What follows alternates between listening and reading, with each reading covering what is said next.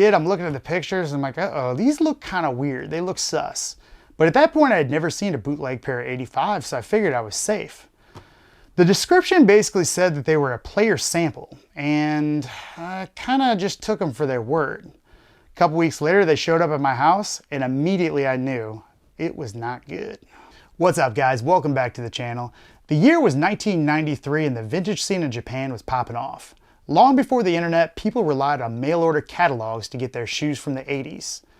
In December of that year, a warning went out in Boon magazine. There was a batch of fake 1985 Dunks. There were some indicators to tell you what to watch for, and that was about it. Today, almost 30 years later, we have a pair and we're going to check them out. For those of you that are new, this is Vintage Kicks Gallery.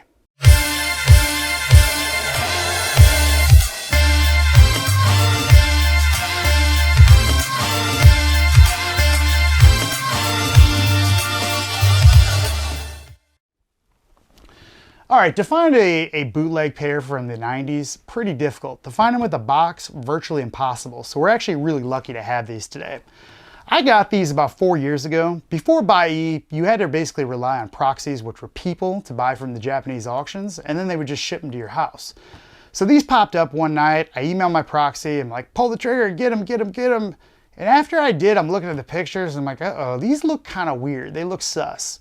But at that point, I had never seen a bootleg pair of 85, so I figured I was safe. The description basically said that they were a player sample, and I kind of just took them for their word. A couple weeks later, they showed up at my house, and immediately I knew it was not good. All right, so how did I know? Take a look at this box. Look at the registered trademark. You see how the R, it looks all sus and like Times New Roman? That's not right. If you look at the Nike too, you can tell it's all blotchy. It just doesn't look right. Then if you look at the lid, it goes down way too far on the box. But then I saw the label. 4280 Dunk High, yellow and navy. First of all, 4280, that's the code for the Chicago 85s. And this should be 4914, I believe. But hey, it's just a label, right? Somebody could have put that on with a label maker. Not so much. This is what I saw. I know you don't love me like you say you do. All my black Barbies, they come around. I know you don't love me like you say you do.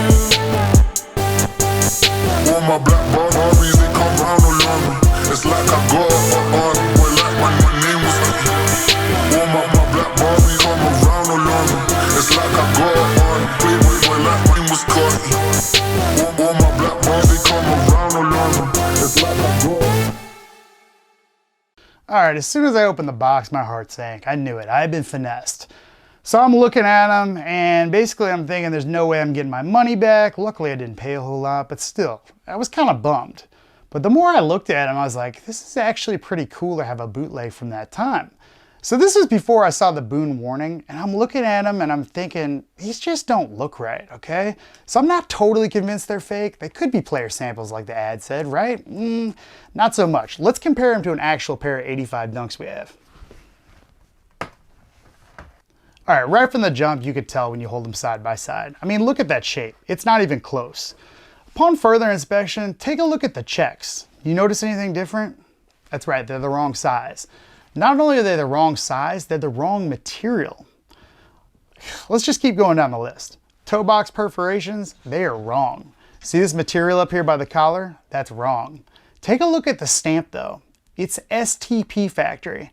I've never seen an STP Dunk in my entire life. Now, if these were actually player samples like the ad said, it would be TYPS. But even if they were regular editions, it would be TY for Tong Yang. So everything is wrong on these. They are really cool though. I mean, I'm gonna definitely rock these. I've rocked them a couple times. They're my size. But look at these fat laces. These are actually from the early 90s too. You got two different colors on there. They're pretty cool. The labels, they do say Korea. So I would say that as far as accuracy wise, no, they're not that accurate, but man, is the quality good. This leather is perfect.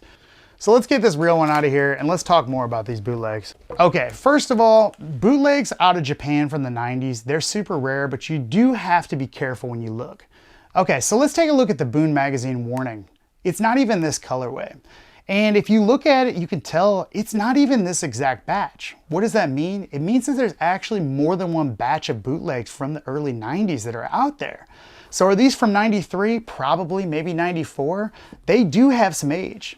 If you've never seen an 85 OG Dunk, you'd probably never know the difference between these, especially if you didn't have really good pictures to go by or have one in hand. So I want to talk to everybody about what you have to look for when you buy an 85 Dunk so you don't get duped. All right, first of all, the biggest takeaway from all of the fake 85 Dunks that I've seen is they have the wrong material on the collar. This should be plastic, and this is like a coated vinyl or a leather. All right, the other thing you're gonna look for is the check. Now, I have seen bootlegs with the vinyl check, the plastic. These are leather, but if you look at it, it's the wrong shape, and it's really the wrong size too.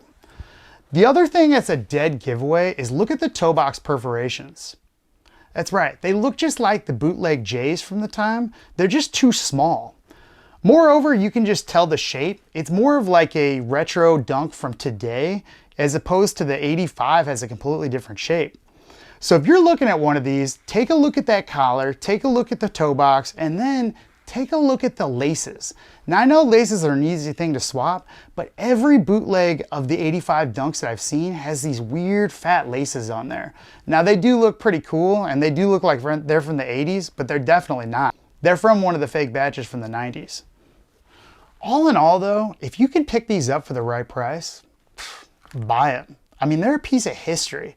Moreover, you can actually wear them because 85 Dunks you really can't wear because the collars, they split.